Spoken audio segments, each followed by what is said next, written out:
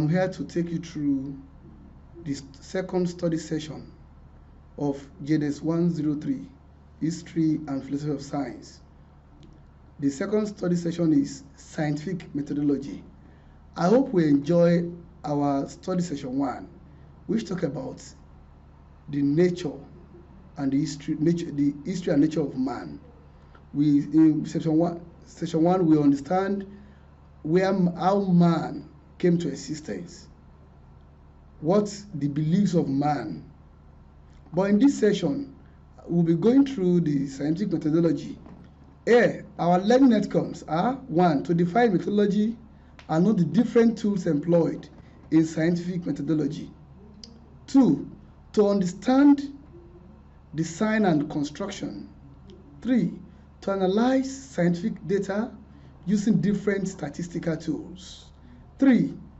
4, to understand the procedure for test of significance. And lastly, to employ the use of analysis of variance.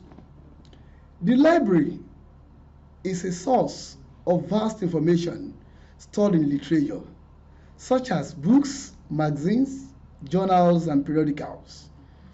A recent development is the availability of information in electronic formats and on the internet. The researcher may need information about the theory behind a work at hand, or on related works that have been done based on the research.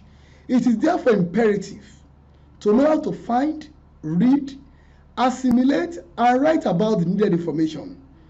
A proper use of the library leads to a good literature review, and the ability to cite and list references correctly.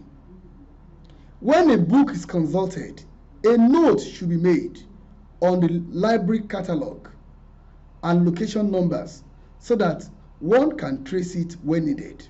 The use of library has been of greater use in terms of research, because mere looking at consulting books and different literatures, you'll be able to write a good literature review about the work you are doing. 2, having easy access to literature may necessitate making friends with relevant library and information staff. Knowledge of how to use index and abstract is also essential.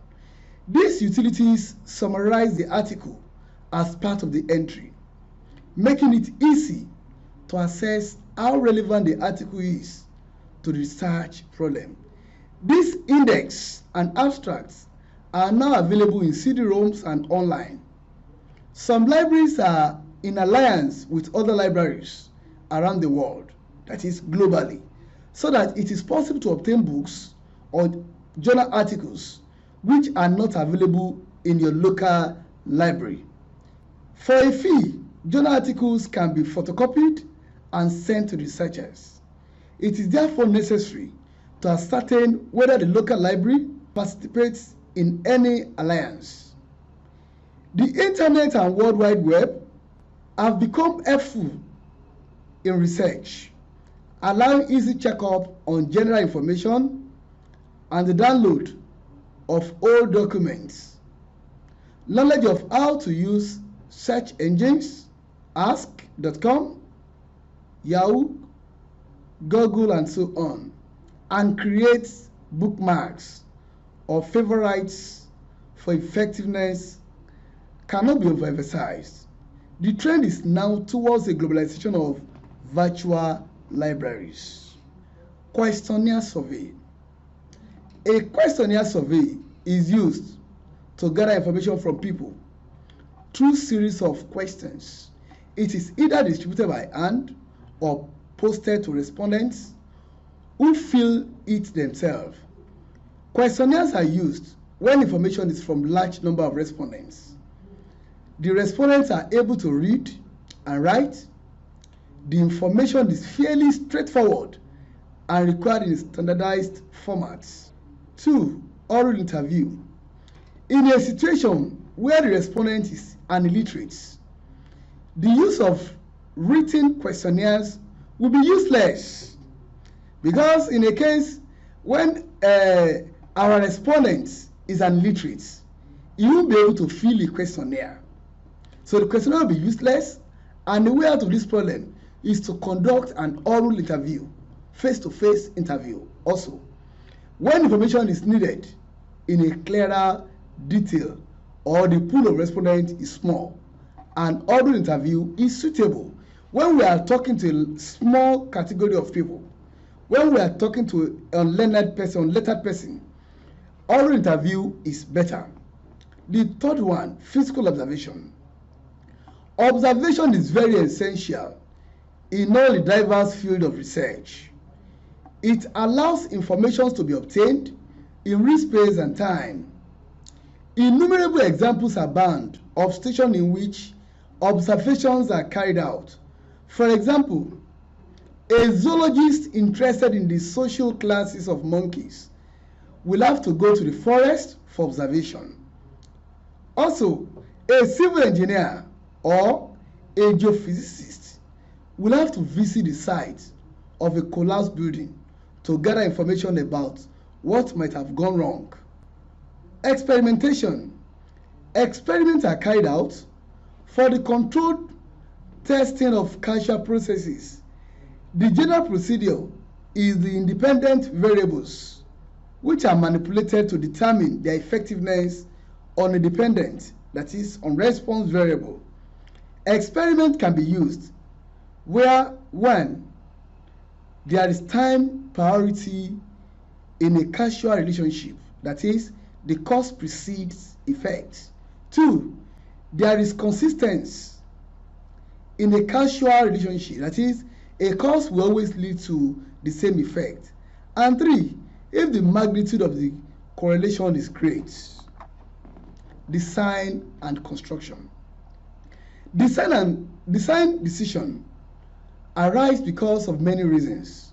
This includes the desire to increase profits, make consumers to enjoy more, to ensure safe and reliable operation of a product, to protect the environment and to meet stricter standard of safety. The need for design has many points of origin. Explorations are often made by researchers in diverse fields to satisfy the desires of consumers. For example, architects, builders and engineers, they come together to solve the need of the populace for houses, good roads and potable water. Other scientists also work to improve the availability of food, provision of good health facilities and necessary consumables at affordable costs. At times, an inexpensive source of raw materials become available and design process are carried out to utilize these materials. 3. Generally, before a design process is carried out, a design problem will have been stated. To address the problem, it may be necessary to create a team. Usually, this is a small number of experts in the related fields. This team will assess the original design problem statement and follow a sequence of established steps to arrive at a design solution.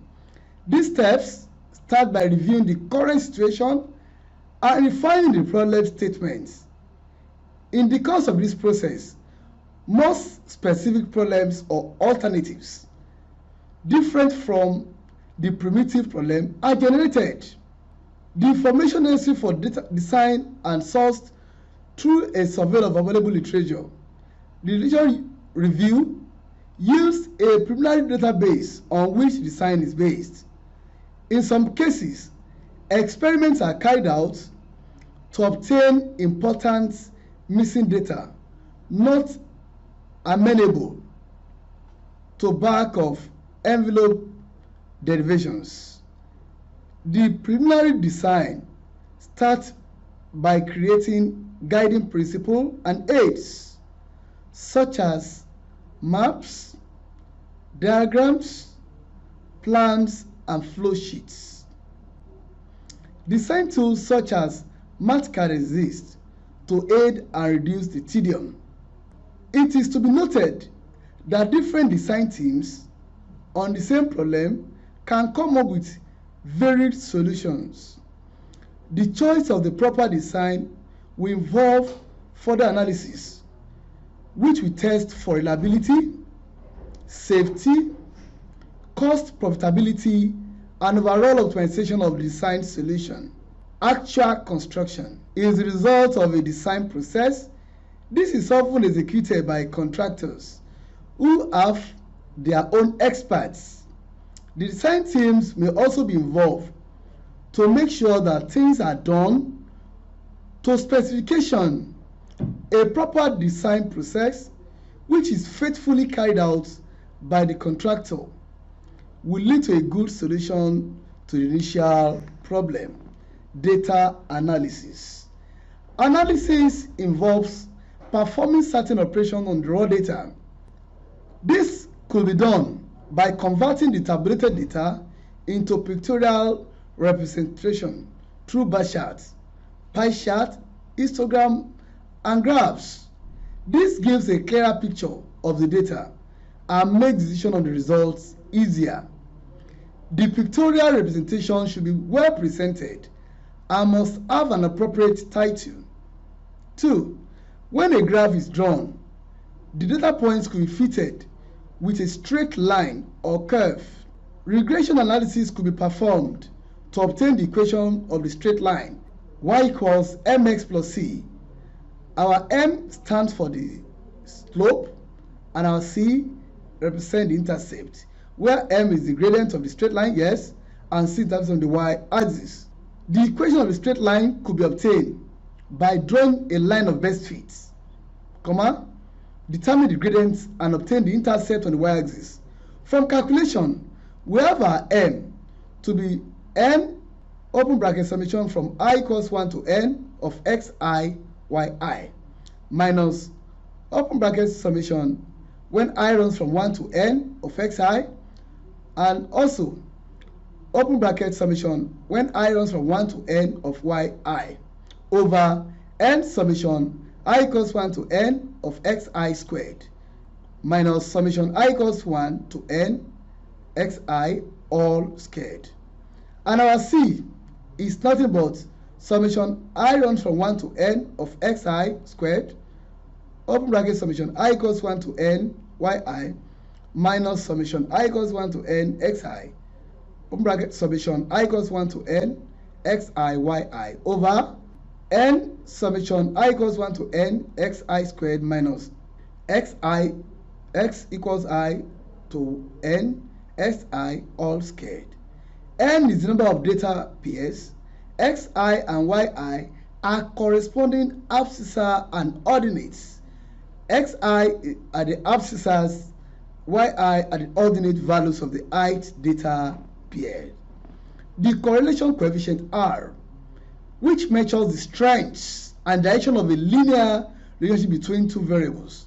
Our correlation coefficient R is equal to summation from I equals 1 to n of xiyi minus summation I equals 1 to n xi close brackets open bracket summation I equals 1 to n of yi over square root of the square bracket of summation from I equals 1 to n xi squared minus summation I equals 1 to n xi all squared close bracket, then open square bracket from I equals 1 to n of xi squared minus open bracket of I equals 1 to n xi all squared. The range of the correlation coefficient is from -1 to +1. If there is a strong positive linear relationship between the variables, the value of R, which is our correlation coefficient, will be close to +1.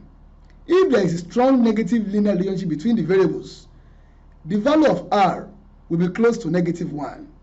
When there is no linear relationship between the variables or only a weak relationship, the value of R will be close to 0. Software such as Excel, Maple, and Origin could also be used to fit an equation to the line or a curve. This equation shows trends or patterns that occur, and the slope or the intercept have physical significance. Two or more data sets can be compared on the same graph giving rise to a compound graph. Other statistical tools such as standard deviation, tests of hypothesis, and significance may also be applied depending on the data which is intended to achieve. Arithmetic mean of a set K of numbers between x1, x2 up to xk is given by this x bar, which equals x1 plus x2 up to xk divided by k, which can be written mathematically as summation of xi when I runs from 1 to k divided by k. If the numbers of x1, x2 up to sk occur with frequency f1, f2 up to fk, the mean can be written as x bar equals the frequency 1 times x1 plus frequency 2 times x2 plus plus frequency at k times sk all over f1 plus f2 plus plus fk, which can be written mathematically as summation fi xi when I runs from 1 to k over summation fi when I runs from 1 to k. The geometric mean g of a set of natural numbers n, x1, x2 up to xn is the nth root of the product of numbers. We have our geometric mean g to be nth root of x1 to x2 up to xn. The root mean square, that is RMS, or the quadratic mean of a set of numbers x1, x2 up to xn is defined by RMS equals square root of x bar squared, which is same thing as square root of xi squared over n as I runs from 1 to n. Measures of variation. The measures of dispersion give the degree to which numerical data tends to spread about an average. For mean deviation, we have the absolute value of x1 minus x bar over n when I runs from 1 to n. And we have the standard deviation sigma as square root of fi into bracket x1 minus x bar squared over n as I run from 1 to n. The variance is square of the standard deviation if a sample of size is taken from the population of size n, then our mu, which is our mean, and standard deviation, which is our sigma. This sample standard deviation S is given by sigma over square root of n times square root of the population size, which is n minus n over the population minus 1. If the population is very large, or if sampling is with replacement, we have our S equals the sigma, which is standard deviation over square root of n. Test of hypothesis and significance. Researches are often conducted to find answers to questions.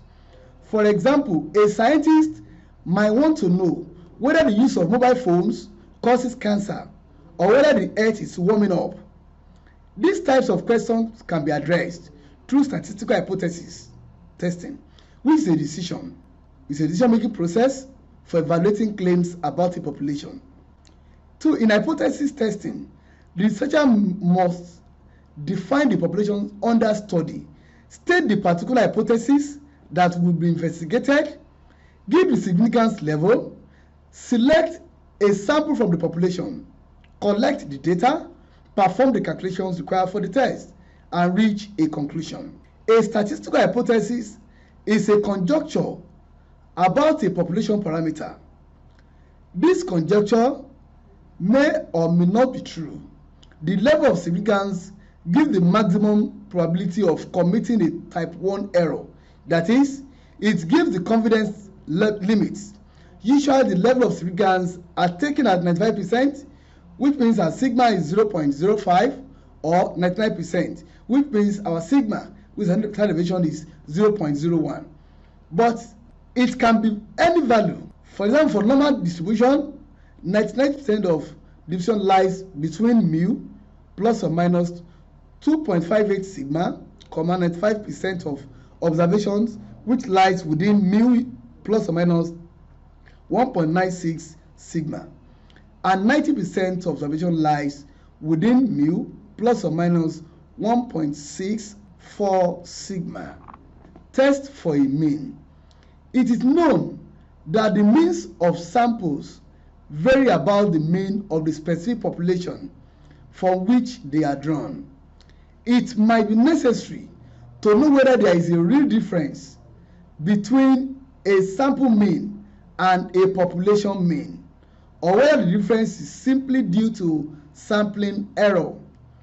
A test statistics is calculated. The type of calculation depends on whether the population size is very large and the sample size n is greater than 30, or the sample size n is less than 30. For the former, the cell test is performed, and for the latter, the t-test is performed. For Z statistics, we use Z equals assumed mean minus mu over sigma over square root of n. For t statistics, we have a t equals assumed mean, that is s bar minus mu over s over square root of n. For the t-test, we need the degree of freedom given as d.f equals n minus 1. Procedure for test of significance. 1. You formulate the null hypothesis H0 and the alternative hypothesis H1. 2. You determine the level of significance. 3. You calculate the appropriate test value. 4. From the appropriate table, you check if the test value falls within the critical value CV. Lastly on this, you reject H0 and accept H1. If test value falls within CV, that is the critical value, or accept H0 and reject H1 if test value does not fall within CV. Analysis of variance, ANOVA. As discussed above, the confidence limit may be used to determine the differences between experimental and true results. One may also be interested in knowing whether two tests are in agreement with each other. This is equivalent to asking whether the two results may be regarded as samples drawn independently from a single universe. Interest may be in knowing the differences among three or more independent tests. The procedure employed involves the analysis of variance. Thank you for listening. Goodbye.